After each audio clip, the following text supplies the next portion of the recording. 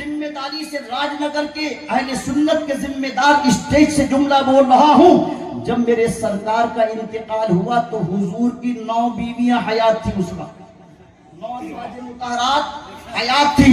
علماء تشریف فرمائے، میں پوچھنا چاہتا ہوں ان سے جو نبی کو مردہ کہتے معاذ اللہ، 9 بیویاں حیات تھی، حضور کے انتقال کے بعد بتاؤ حضور کی کون سی بیوی نے عدت کی ہے؟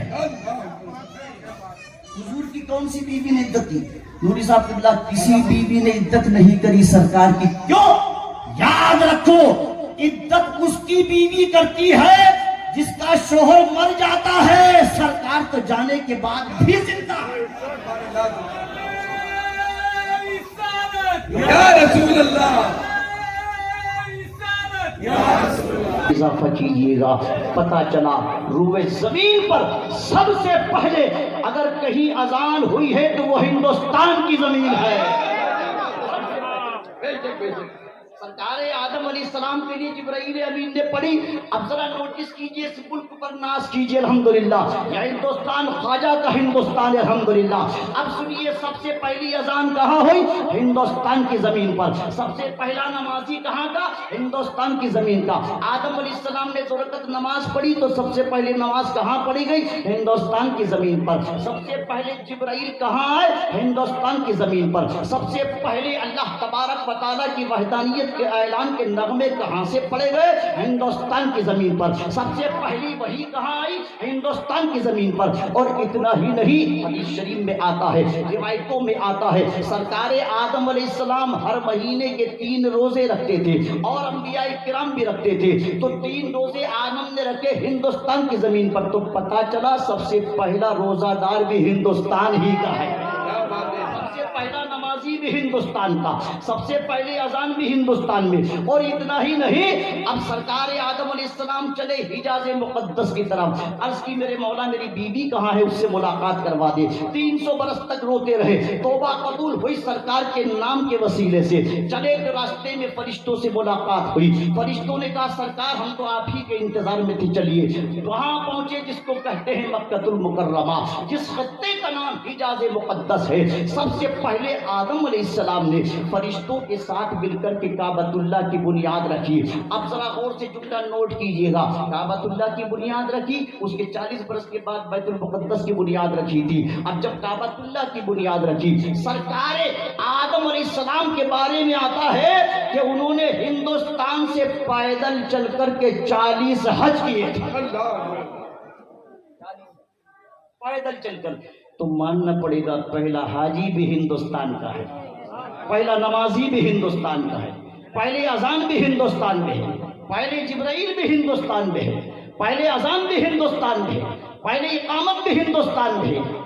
تو یہ مذہب باہر سے نہیں آیا، تو سودیشی ہے الحمدللہ، یہ ودیشی نہیں ہے، یہ سودیشی ہے۔ یہ اب وہی نور جو آدم علیہ السلام کی پیشانی میں گردش کر رہا تھا، وہ نور سب سے پہلے ہندوستان کی زمین پر آیا۔ یہی وجہ ہے کہ سب سے زیادہ ہندوستان میں محفل میلاد منعقد ہوتی ہے، سرکار کی آمد کے جلسے ہوتے ہیں، حضور کے میلاد کی محفلیں منعقد ہوتی ہیں۔ بڑی تیزی کے ساتھ آگے بڑھو، سرکار آدم علیہ السلام کا زمانہ گزرا، شیش علیہ السلام میں ٹرانسفر ہوا، نوح علیہ السلام کا زمانہ آیا، طوفان نوح میں کعبے کو فرشتے آسمان پر اٹھا کر لے گئے، مگر بنیادیں وہی رہی۔ کشتی نوح جب پہنچی مکہ المکرمہ میں، 7 چکر وہی کے لگائے۔ اب وہ وقت بھی گزر گئے، ابراہیم علیہ السلام کا زمانہ آیا۔ بڑی تیزی سے عرض کر دوں، ابراہیم علیہ السلام کے 2 شہزادے، ایک کا نام حضرت اسماعیل ذبیح اللہ ہے، دوسرے کا نام حضرت اسحاق علیہ السلام ہے۔ حضرت اسماعیل علیہ السلام پیدا ہوئے حضرت ہاجرہ کے شکم مبارک سے، حضرت اسحاق پیدا ہوئے حضرت سارہ کے شکم مبارک سے۔ سب سے پہلے جو بیٹا پیدا ہوا وہ ابراہیم علیہ السلام کے یہاں اسماعیل ذبیح اللہ ہے۔ کون ہے حضرت اسماعیل ذبیح اللہ؟ ابراہیم علیہ السلام کی عمر شریف 90 برس ہو گئی تھی، 90 برس میں اولاد کی پاسبلٹیز نہیں بچتی ہیں، مگر یہ رب کی شان ہے کہ میرے مولا نے 90 برس کی اپنے خلیل کو شہزادہ عطا فرمایا۔ قرآن میں اللہ نے فرمایا ربی حب لی من الصالحین، وہ اکثر دعا کرتے تھے میرے مولا مجھے نیک اور صالح بیٹا عطا فرما دے۔ 90 برس کی عمر میں اللہ نے اسماعیل عطا فرمائے. اس کے بعد حضرت سارہ کے اسحاق علیہ السلام پیدا ہوئے. جملہ سنیے بڑی تیزی کے ساتھ. اسحاق علیہ السلام کی اولاد میں اللہ نے کم و بیش 50,000 سے زیادہ نبی پیدا کیا فرمائے. بات ہے، سبحان اللہ.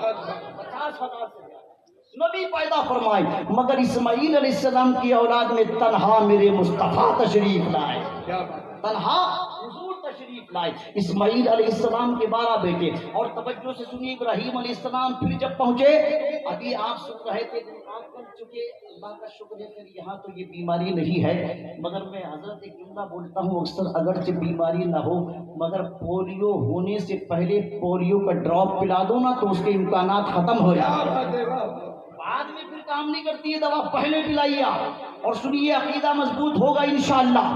میرا ٹاپک تو وہ نہیں ہے مگر اشارہ دے دوں, یہ جھنڈوں پر, لائٹوں پر, کمکموں پر, ڈیکوریشن پر, اس پر آبجیکشن اگرچہ جہاں کوئی نہیں, مگر سوشل میڈیا کا زمانہ ہے. جس کو دیکھو موبائل پر لگا ہوا ہے, رات رات پر ہمارے جوانوں کی موبائلوں میں گزر رہی ہے. میرے عزیز ایک جملہ بول دوں, کم سے کم استعمال کیجئے سوشل میڈیا کا, کم سے کم استعمال کیجئے موبائل کا. اس کو اس طرح ہی یوز کریں جیسے ٹوائلٹ باتھ روم کو یوز کرتے ہیں, جتنی ضرورت ہے اتنا یوز کریں آپ. اس کے علاوہ یہ خطرے کی گھنٹی ہے, اتنا ہی استعمال کریں تبھی بہتر ہے.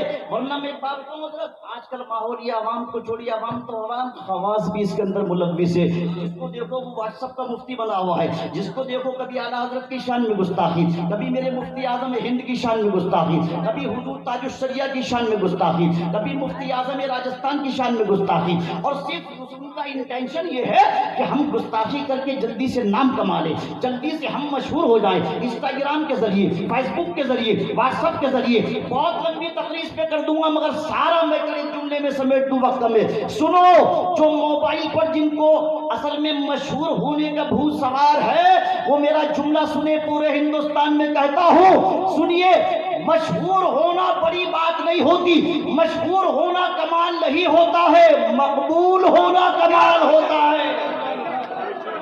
بہت اچھی بات، بہت اچھی بات. ہونا بڑی بات تھوڑی ہے, مقبول ہونا بڑی بات ہوتی ہے, مقبول ہونا کمال ہوتا ہے. مشہور تو دنیا میں فرعون بھی بہت ہوا, مگر مقبول تو موسیٰ کلیم اللہ ہوئے ہیں. مشہور تو نمرود بھی بہت ہوا ہے, مگر مقبول تو ابراہیم خلیل اللہ ہوئے ہیں. مشہور تو مکے کا ابو جہل بھی ہے, مگر مقبول اور محبوب تو مدینے کے محمد الرسول اللہ ہیں. مشہور تو کوفے کا حجاج بھی ہے, مگر مقبول تو بغداد کے غوث الاعظم ہوئے ہیں. مشہور تو دلی کا پرتوی راج بھی ہے, مگر مقبول تو اجمیر کے غریب نواز ہوئے ہیں.